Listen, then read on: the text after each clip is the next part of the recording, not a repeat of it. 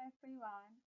Thank you for giving me the opportunity to present my master thesis. My name is Christina Evana Pakpahan, and now I will present my research entitled The Mediation Role of Intellectual Capital in the Relationship Between Good Corporate Governance and Financial Performance. An empirical study on manufacturing company list on the Indonesian Stock Exchange.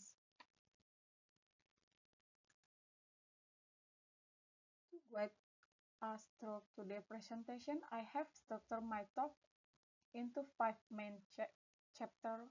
We will begin with Chapter 1, the introductions and research background, followed by the literature review and hypothesis in Chapter 2. Then we will look at the research method in Chapter 3, analyze the result and finding in Chapter 4, and finally close with the calculation and implication in Chapter 5.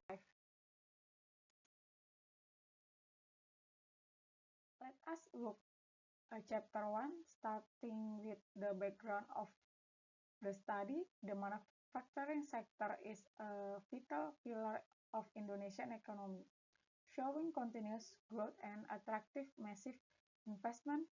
This is evident from the increasing number of listed use on the IDX, which grew from 193 companies in 2020 to 210 companies by 2024. In this competitive landscape, maintaining financial stability and performance is crucial for global survival.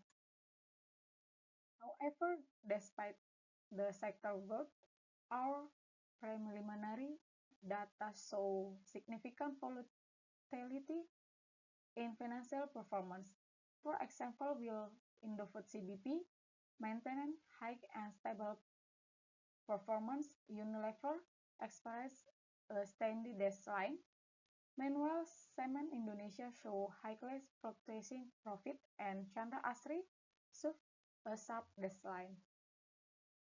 These traits raise a critical question regarding how effectively these large manufacturers utilize their assets as reflected in the return on assets.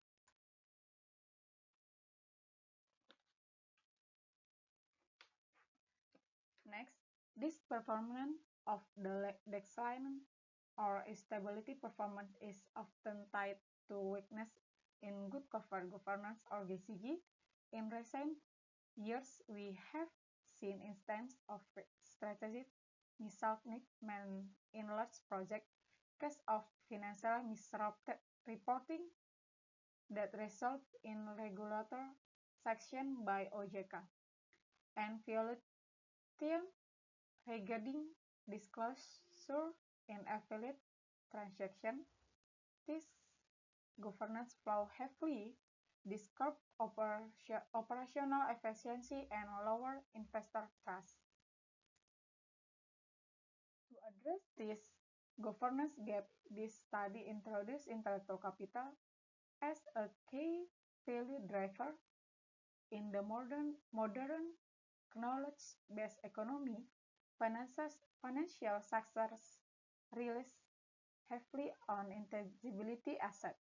This includes human capital, the skill and innovation of workers, structural capital, the internal system and governance, and relational capital, the trust built with partners. Effective good corporate governance provides the structure and environment needed to optimize this intellectual asset.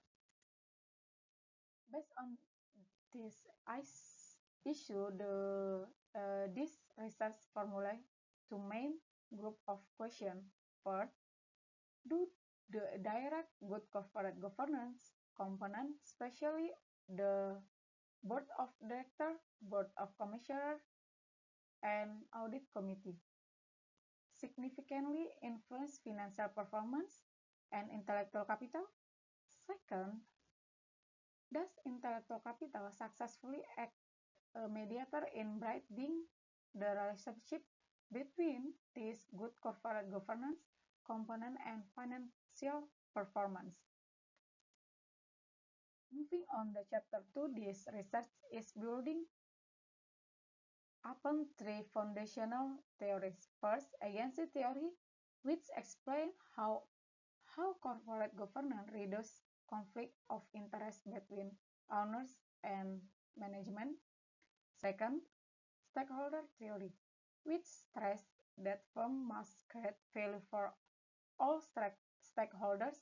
And three, the research-based view, which argues that a firm unique intangibility resources like intellectual capital are the true source of sustainably competitive advance. This slide illustrates the conceptual framework of this study. The independent variable are the good corporate governance structure measured by the size of the board of directors, board of commissioners, and the audit committee. The dependent variable is financial performance measured by return on asset, intellectual capital measured through the value added intellectual capital model serve the mediation variable. We also incorporate firm size and leverage as counter variable to ensure model accuracy. In chapter 3, the methodology is explained. The study analyzes a quantitative approach with secondary data from the IDX spanning 2020 to 2024. Using purpose sampling, we filter companies the report in IDR, generate positive net profit, and have complete audit data. This results in a total final sample of 320 corporate observatives over the 5-year period. Now, let us discuss the result in Chapter 4. The statistical analysis reveals that good corporate governance components have a direct and significant impact on return on assets. Furthermore, the board of directors and commissioners show a positive influence on intellectual capital. However, the audit committee effect on value-added intellectual capital was rejected, as it is statistically insignificant. Most importantly, the mediation test confirmed the intellectual capital act as partial mediator, proving the good corporate driver performance partly by enhancing the firm's intellectual asset. This brings us to the final chapter. In conclusion, corporate governance is not just a regulator compliance matter. It is machines that unlock the potential of firm intellectual capital, which ultimately boosts financial profitability. That conclusion my presentation today. Thank you.